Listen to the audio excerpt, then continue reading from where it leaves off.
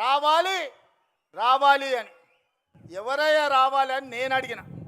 అంటే పాపాల భైరవుడు ఫామ్ హౌస్లో బంధించిన పాపాల భైరవుడు మళ్ళా బయటికి రావాలని.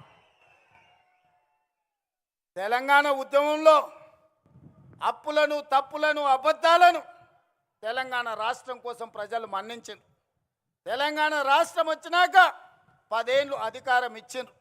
10 ఏళ్లల్లో ఆయన చేసింది ఇసుక దోపిడీకి అడ్డం పడ్డ నేరళ్ళ దళితులను లారీలెక్కి తొక్కిచ్చిండు. పండించిన పంటకు గిట్టుబాటు ధర అడిగితే ఖమ్మం జిల్లాలో గిరిజనులకు బేడీలేసి జైల్లోకి తీసుకెళ్ళాడు.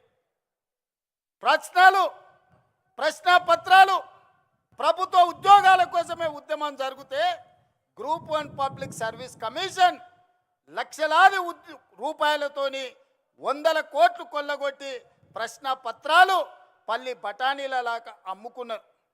ఇల్లు ఇయ్యలే, పెన్షన్ ఇయ్యలే, నిధులు ఇయ్యలే, నీళ్ళు ఇయ్యలే, నిరుద్యోగ యువకులకు ఉద్యోగాలు ఇవ్వలే.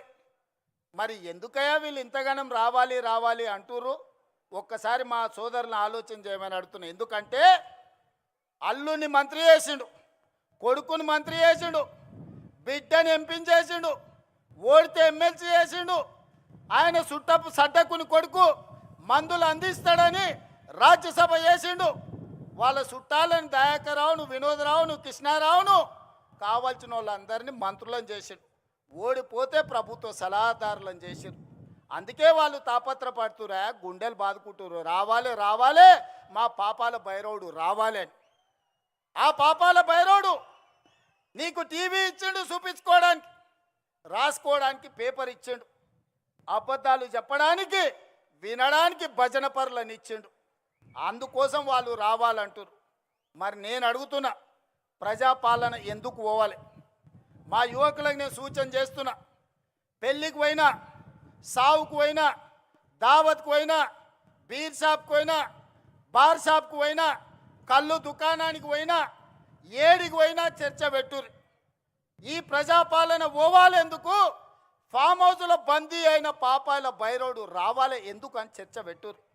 ప్రజాపాలన ఎందుకు పోవాలి? రేషన్ కార్డు ఇచ్చినందుకు పోవాలనా? సన్నబియ్యం పెట్టినందుకు పోవాలనా? ఇందిరమ్మ ఇల్లు ఇచ్చినందుకు పోవాలనా? ఉచిత కరెంట్ ఇచ్చినందుకు